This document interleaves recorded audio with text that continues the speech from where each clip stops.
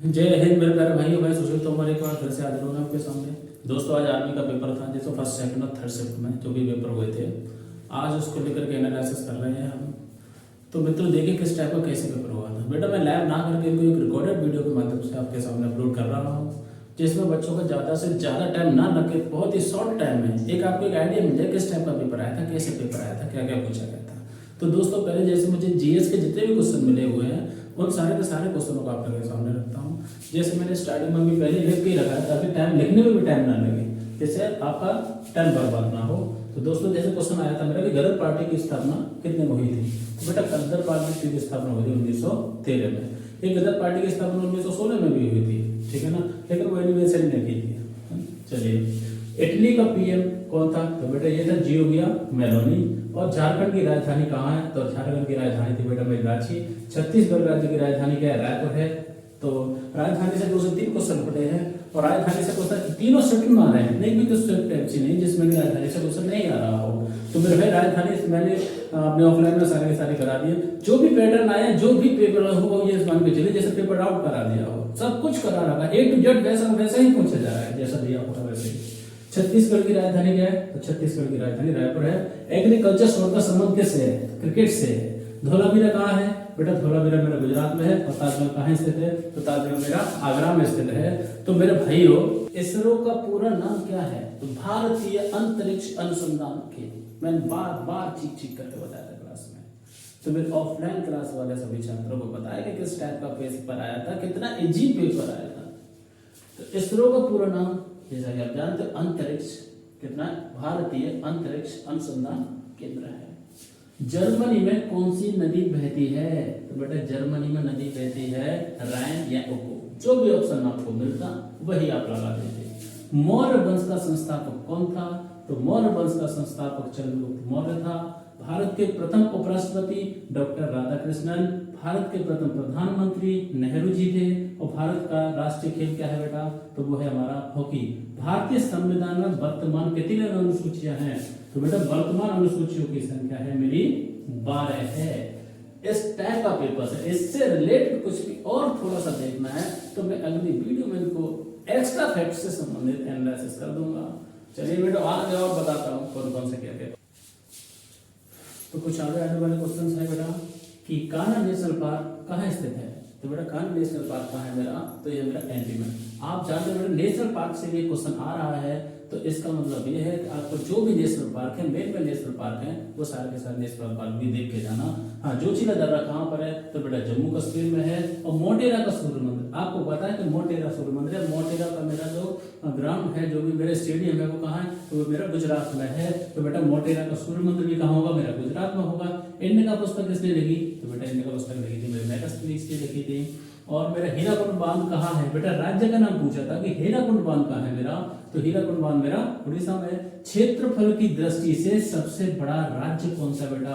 तो क्षेत्रफल की दृष्टि से सबसे बड़ा राज्य है मेरा राजस्थान। इसी से अकॉर्डिंग और भी एक्स्ट्रा आगे वाली से पूछ सकता है कि क्षेत्रफल की दृष्टि से सबसे छोटा राज्य कौन सा है। जनसंख्या की दृष्टि से बड़ा राज्य कौन सा है। जनसंख्या की दृष्टि से मेरा छोटा राज्य कौन सा है। इस टाइप के क्वेश्चन और भी बन सकते हैं। राष्ट्रपति लोकसभा में कितने सदस्य मनोनीत करता है। तो आप जानते हो बेटा राज्यसभा में कितने 12 सदस्य मनोनीत करता है। अगला क्वेश्चन पूछ सकता है कि लोकसभा में कितने मनोनीत करता है। तो बेटा लोकसभा में करता है मेरा 2 मनोनीत करता है। आगे दीपक हुड्डा किस खेल से संबंधित हैं। तो बेटा क्रिकेट से संबंधित है। क्रिकेट हो या कोई भी खेल हो उससे संबंधित क्वेश्चन पूछे जा रहे हैं। कौन सा खिलाड़ी किससे संबंधित है। जैसा कि आगे था नागालैंड की राजधानी कोहिमा। बेटा ये जो भी मैंने अभी लिखा है, जैसे सब 3 राजधानियां मेरी है। तो 3 राजधानियों का मतलब ये नहीं है एक ही शिफ्ट में 3 राजधानियां पूछ ली गई हूँ। मैंने 3 शिफ्ट के जो भी जितने भी क्वेश्चन मुझे मिले हैं वो सारे के सारे मैं आपको कराने की कोशिश कर रहा हूँ। तो चलिए बेटा आगे और कौन कौन से क्वेश्चन किस किस से बने हैं आगे और नहीं। चलिए आगे की जो भी और आने वाले क्वेश्चन से सारे के सारे मैंने लिख लिए हैं। बेटा पिंग पोंग का दूसरा नाम क्या है। तो पिंग पोंग का दूसरा नाम है टेबल टेनिस। टेबल टेनिस को हम पिंग पोंग भी कह देते हैं। आगे यमुना किसकी सहायक नदी है। तो बेटा गंगा की सहायक नदी है। जैसा कि मैंने आपको क्लास में काफी बार बताया था कि गंगा नदी से हमारे काफी क्वेश्चन उठते हैं और काफी बार क्वेश्चन आए हैं। या तो ये पूछेगा गंगा नदी के किनारे बसे हुए शहर कौन कौन से हैं, या ये पूछेगा गंगा किसकी सहायक नदी है। अब देखो दोनों ही क्षेत्रों में ये 2 बार क्वेश्चन पूछा जा चुका है। जैसे यमुना किसकी सहायक नदी है, तो बेटा यमुना गंगा की सहायक नदी है। अब ये भी क्वेश्चन पूछ सकता है कि यमुना नदी के किनारे कौन कौन से बसे हुए शहर हैं। अफगान की पहली लड़ाई कब हुई थी, तो 1839 से 1811 ईस्वी में अफगान की पहली लड़ाई हुई थी। ये कुछ क्वेश्चन थोड़े से जो लेवल है आर्मी का उससे हल्के से ऊपर क्वेश्चन आए, तो डरने की बात नहीं बेटा, ये आपके लिए ही नहीं है, ये सारे के सारे बच्चों के लिए कुछ कुछ क्वेश्चन हार्ड है। अगर जिस बच्चे का स्कोर 38 से 40 के फेर में बनना बेटा, तो वो फिजिकल की तैयारी करना हमने स्टार्ट कर देना, दिनों रात ये कर देना फिजिकल में। वास्को डी गामा भारत कब आया, 1498 में आया था। दिल्ली किस नदी के किनारे स्थित है, यमुना। जैसा कि मैं पिछले क्वेश्चन में बता चुका हूं कि यमुना नदी से क्वेश्चन बनता है, काफी बार बना है। 15 जनवरी का हमारा पिछला 11वीं का जो पेपर हुआ था उसमें भी मेरे यमुना नदी से क्वेश्चन बने थे, और इस बार भी बेटा यमुना नदी से मेरे क्वेश्चन बन रहे हैं। जैसा कि यमुना किसकी सहायक नदी है, तो गंगा की। बेटा पूछेगा दिल्ली किस नदी के किनारे स्थित है, तो बेटा यमुना की है। पिछली बार क्वेश्चन आया था कि आगरा कौन सी नदी के किनारे स्थित है, तो मेरा भाई वो किसके किनारे स्थित था, वो मेरा यमुना नदी के किनारे स्थित था। अमित शाह क्या है प्रेजेंट में, तो बेटा आप जानते हो सब, अमित शाह हमारे क्या गृह मंत्री हैं। अगले किसी से तो ये पूछ सकता है कि हमारे वित्त मंत्री कौन है, हमारे रक्षा मंत्री कौन है, तो बिल्कुल फैक्ट वाले क्वेश्चन है, एकदम उन्हें बताओ फेल करके जाना। गुजरात के मुख्यमंत्री कौन है, तो भूपेंद्र पटेल। बेटा मुख्यमंत्रियों से, राजधानियों से, हो सकता है आगे मुद्रा से भी कुछ क्वेश्चन आए, तो मेरे भाई गुजरात के मुख्यमंत्री कौन है, तो गुजरात के मुख्यमंत्री मेरे भूपेंद्र पटेल। नीरज चोपड़ा का संबंध किससे, ये तो मैंने कल की ही क्लास में बच्चों को बताया था कि नीरज चोपड़ा का संबंध या तो ये आ सकता है कि भाला फेंक से, तेज का दूसरा नाम और होता है जिसे बोल देते हैं हम क्या, जैवलिन थ्रो। मंगल पांडे का संबंध किससे बेटा, तो मंगल पांडे का संबंध है मेरा 1857 की क्रांति से। आगे क्वेश्चन पूछ सकता है कि कौन सी बटालियन से, तो आप जानते हैं बेटा कौन सी बटालियन थी, 39वीं बटालियन थी। चलिए आगे और करते हैं जो भी क्वेश्चन। तो बेटा अगला क्वेश्चन है मेरा साइंस का। जीएस के जितने भी क्वेश्चन आ रहे थे वो सारे के सारे क्वेश्चन मैंने तुम्हें करा दिए जो भी मिले थे। चलिए बेटा साइंस को और कवर कर लेते हैं हम। तो बेटा साइंस को कौन कौन से क्वेश्चन आए हुए थे कि एल्फा कण की खोज किसने की थी, तो एल्फा कण की खोज किसने की थी बेटा, तो वो की थी मेरी रदरफोर्ड ने। गामा की, बीटा की, सारी के सारे मैं आपको करा चुका हूँ जो भी मेरे थे। वायरस जनित रोग कौन से हैं, तो वायरस जनित बेटा मैंने रोग भी तुम्हें करा दिए थे, रेखा ने हमें हट करके पीछे छोड़ दिया, एक ट्रिक मैंने बताई थी तुम्हें, उसके माध्यम से बेटा जो भी उसमें दिया हो आप उसे टिक कर सकते हैं। ठीक है, तो हमारा क्या था ऑप्शन में, बच्चों ने बताया कि पोलियो था मेरा, तो पोलियो क्या होगा मेरा, वायरस जनित रोग हो जाएगा। विटामिन सी का रासायनिक नाम क्या है, तो विटामिन सी का रासायनिक सारे के सारे विटामिन भी मैं तुम्हें करा चुका हूँ। सी का नाम पूछ लिया गया था बेटा, तो सी का नाम क्या है मेरा, एस्कॉर्बिक है। चलिए भूरे रंग की ग्रंथि जो आमाशय के ऊपर पाई जाती है, तो वो कौन सी होती है, वो होती है मेरे दोस्तों यकृत। यकृत को काफी बार घुमा फिरा के काफी बार पूछा जा चुका है। यकृत में ये पूछ लेता है पित्ताशय मेरा कहाँ है, हाँ इकट्ठा होता है तो बेटा गाल ब्लैडर में है ना, पित्त रस सॉरी क्या है इकट्ठा होता है गाल ब्लैडर में। गाल ब्लैडर कहाँ होता है बेटा, तो वो होता है मेरा यकृत में होता है। आगे चलिए जैव अपघट्य को अपघट्य कौन सा है, जैव अपघट्य। तो जैव अपघट्य की बात हुई है बेटा, तो वो हम मेरे ये है पेड़ पौधे।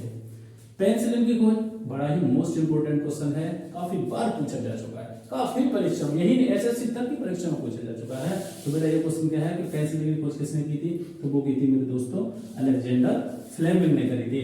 त्वरण का मात्रक क्या है, सारे मात्रक भी मैं तुम्हें करा चुका हूँ। तो बेटा त्वरण का मात्रक क्या है, तो मेरे दोस्तों ये है मेरा मीटर पर सेकंड। इमली में इमली में जो अम्ल पाया जाता है बेटा, कौन सा अम्ल पाया जाता है, तो इमली में अम्ल पाया जाता है मेरा टार्टरिक। ये तो आज की क्लास में उसमें करा चुका था तुम्हें, कौन सा अम्ल पाया जाता है, टार्टरिक। तो सारे जितने भी अम्ल हैं कौन से अम्ल पाए जाते हैं, सारे के सारे एक बार पीडीएफ खोलना और पेपर जाने से पहले उसको कवर करना। बट एक भी क्वेश्चन बाहर नहीं गया अभी तक। आज का तीनों की तीनों शब्द वीडियो मैंने साइंस के क्वेश्चन कराए थे, जीएस के क्वेश्चन कराए थे, मैथ के क्वेश्चन कराए थे, हूबहू से। हाँ इतना जरूर है कि मैथ के क्वेश्चन में थोड़े नंबर चेंजिंग कर सकता है, अदरवाइज एक भी क्वेश्चन बाहर नहीं है।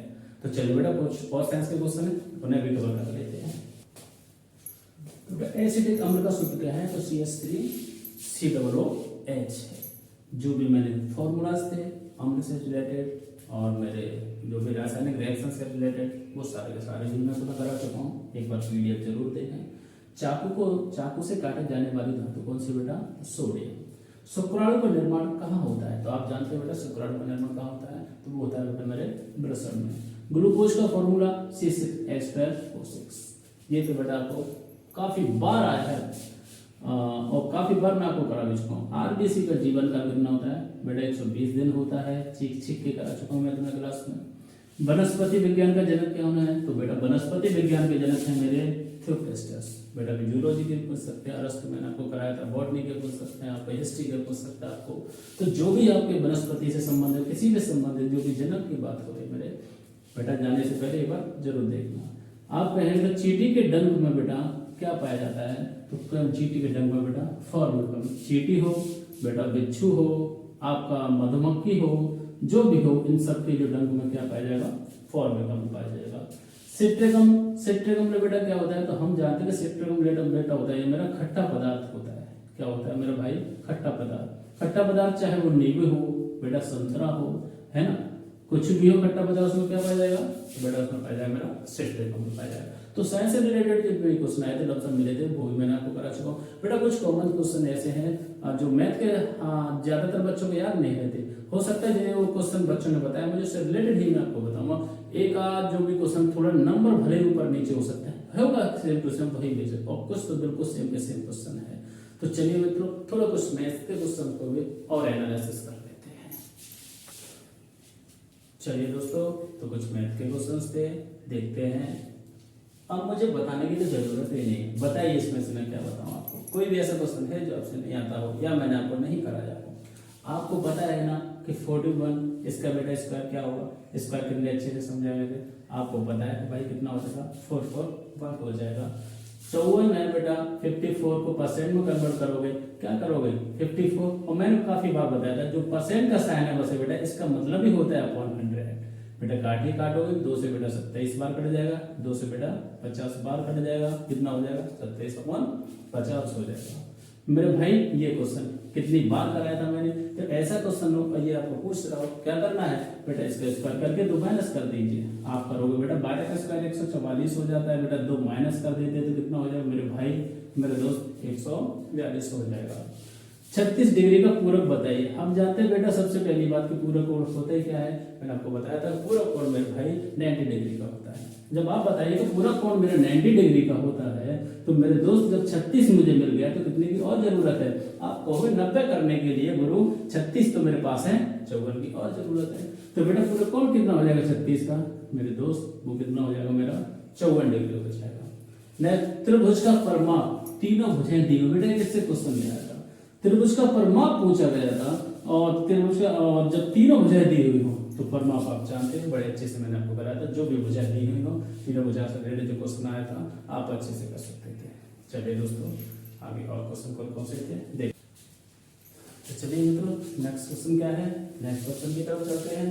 3 संख्याओं का औसत 27 है, दूसरी पहली से 3 गुना और तीसरी पहली से 5 गुना है, संख्या क्रमशः क्या है? बच्चे थोड़ा घूम गए होंगे, लेकिन मैंने आपको बताया था जो इस टाइप का क्वेश्चन आए बेटा तो ऑप्शन से करना है हमें। ऑप्शन से कैसे करोगे? अभी आप लिखोगे इसको कि 3 संख्या का औसत बेटा 3 का इधर करोगे, मल्टीपल करोगे, पहली तीसरी दूसरी रेशियो लोगे, फिर कन्वर्ट करोगे, बहुत लंबा क्वेश्चन हो जाएगा। हो सकता है एक बार को मिस्टेक भी आपसे हो जाए। तो मेरे दोस्तों हम क्या करेंगे? ऑप्शन की तरफ चलते हैं। 3 संख्या का औसत कितना बेटा? 27, लेकिन उसने कहा क्या आगे कि दूसरी पहली से 3 गुना है, तो बेटा दूसरे नंबर की जो संख्या है वो मेरी पहले से कितना है? तो बेटा मेरी 3 गुना है। आप बताइए दूसरे नंबर की संख्या पहली से 3 गुना, पहली से 3 गुना है? नहीं है गुरु बेटा। पहली से 3 गुना है? बिल्कुल नहीं है। पहली से 3 गुना है? बिल्कुल भी नहीं है। पहली से 3 गुना है? हाँ गुरु, पहली की ये दूसरी जो संख्या वो मेरी कितनी है बेटा? तो मेरे भाई वो मेरी 3 गुना है। तो बेटा क्या आंसर हो जाता? सेकंड्स में जवाब दे देते। बेटा क्वेश्चन आया था साधारण ब्याज से, बेटा सीए से भी आता है, ऐसे से भी क्वेश्चन आता है। क्वेश्चन क्या था? 18,440 पर 15% की वार्षिक दर से वर्ष का साधारण ब्याज कीजिए। तो बेटा साधारण ब्याज ज्ञात कीजिए, क्या होगा? तो मैं कहूंगा PRT अपॉन 100। क्या? साधारण ब्याज बराबर के मूलधन गुणा दर इंटू के समय बटे 100 करा चुका था मैं आपको। बेटा कर लेना, कितना था? 18,44 0 इंटू 15 इंटू कितने की बात हो रही है? 10 से कितने वर्ष का बेटा? वार्षिक 10 से बेटा यहाँ लिख रहे हैं 4 वर्ष का। कितने का दोस्तों? 4 वर्ष का साधारण ब्याज। तो बेटा 4 वर्ष अपॉन 100। बेटा इसको काट लेना, सॉल्व कर लेना, जो भी आंसर आए लगा देना। नेक्स्ट क्वेश्चन था तो बेटा समय को बचाते हुए, आपके समय को बचाते हुए एनालिसिस आपको बता रहा हूँ। ए और बी बेटा कितना दिया है मुझे? 4:5। बी और सी कितना दिया बेटा 5:8। क्वेश्चन में पूछा गया था बेटा A/C बताइए बेटा क्या होगा। आप बताइए मुझे, क्या मैंने क्वेश्चन लगाया नहीं था? ये क्वेश्चन हूबहू सेम टू सेम वही क्वेश्चन रख दिया है। मैंने आपको बताया था कि बेटा A कितना है मेरा, यहाँ 4 है, B कितना मेरा भाई 5 है, यहाँ B कितना है 5 है, C कितना है 8 है। जब यहाँ भी B मेरा 5 है, यहाँ भी B मेरा 5 है, तो B की तो वैल्यू 5 होगी। A और C क्या बचा? तो बेटा A मेरा 4 हो गया और C कितना हो गया मेरा 8 हो गया। तो क्या हो जाएगा 4:8। कटना है तो बेटा काट दो, मैं काटूं 4×4 4×8 क्या हो जाएगा बेटा 1:2 यानी 1:2 हो जाएगा। या मेरे दोस्तों इसको ऐसे कर लीजिए A/B है ना, और ये क्या हो जाएगा मेरे इक्वल के B/C, या रेशियो की बात करूं तो B/C। जब हम निकालते हैं इसमें बेटा B/C तो कितना हो जाएगा ये मेरा, ये हो जाएगा 4/5 मल्टीपल 5/8। हमें पता है इधर B से B कटेगा बेटा, 5 से 5 कैंसिल आउट होगा तो क्या बचेगा 4/8। ठीक है 4×4 4×2 कितना हो जाएगा 1/2। लेकिन इतना करने की जरूरत ही नहीं है, सीधा सीधा क्वेश्चन था। चलिए जो भी क्वेश्चन आ गया उनको भी लगा सकते हो। तो चलिए मित्रों, किसी संख्या में बेटा ये 34 है मेरे भाई, कितना है ये बेटा 34 यानी ये 34 है। किसी संख्या में 34 की वृद्धि करने पर खुद की 3/2 हो जाती है, तो वह संख्या क्या है बेटा? जैसा मैंने क्वेश्चन कहा था सेम टू सेम वही का हूबहू क्वेश्चन किया गया है। मैंने तुमसे क्या कहा कि 34 की वृद्धि होती है। आप देखो बेटा पहले संख्या 2 थी, फिर मेरे कितना हो गया 3 हो गया, तो आपने देखा कितने की वृद्धि होगी मेरे भाई 1 की वृद्धि होगी। मैंने आपको बताया था कितनी बार कि 2 है बेटा, तो इसको मैं क्या लिख सकता हूँ 2:3। 2/3 को क्या लिख सकता हूँ 2/3। बेटा कितने की रेशियो में वृद्धि हुई? आप कहोगे 1 की वृद्धि हुई, तो मेरे भाई 1 की वृद्धि कितने की रेशियो कहा कहते हैं 34 की वृद्धि हुई। बेटा 1 की वृद्धि 34 के बराबर है, तो उसने कहा वह संख्या ज्ञात कीजिए। तो मेरे भाई 34 दूनी कितना हो जाएगा, तो ये हो जाएगा मेरे दोस्त 68। कितना हो जाएगा 68। संख्या 2 ही तो थी, 1 की वृद्धि हुई 3 हो गया, लेकिन 1 की वृद्धि की है उसने, लेकिन क्वेश्चन में कहा उसने 34 की वृद्धि है। तो बेटा 1 की वृद्धि कितने 34 के बराबर है, तो 2 की वृद्धि कितने के बराबर होगी 68 के बराबर होगी। क्या क्वेश्चन था? कुछ नहीं, करो क्वेश्चन था। x और 2x का संपूरक कोण क्या होगा बताइए।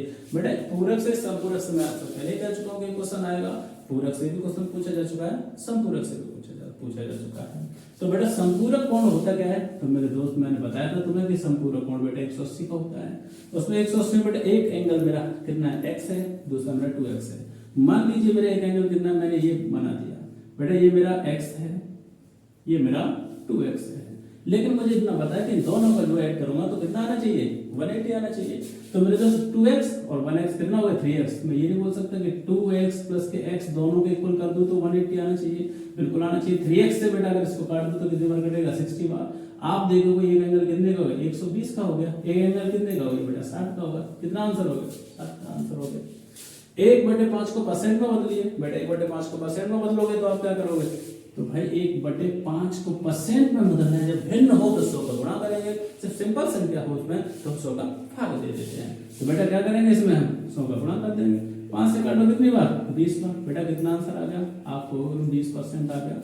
नेक्स्ट क्वेश्चन क्या था, एक वस्तु को 300 में खरीद कर 10% की हानि पर बेच दिया।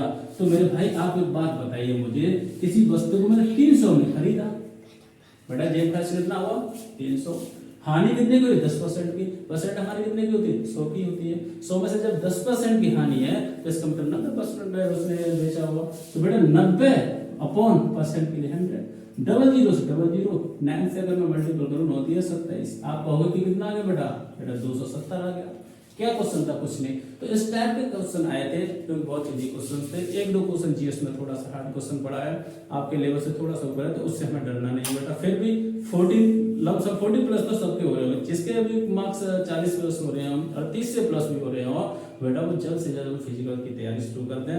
और जो भी एनालिसिस करा रहे हैं काफी लोग, उसमें ज्यादा बहस ना करें। 1.5 घंटे की एक शिफ्ट का एनालिसिस, 1.5 घंटे का तो पेपर नहीं है, 1.5 घंटा आप उस शिफ्ट में निकाल रहे हो। तो मेरे भाई इस टाइप से अपना समय बर्बाद ना करें।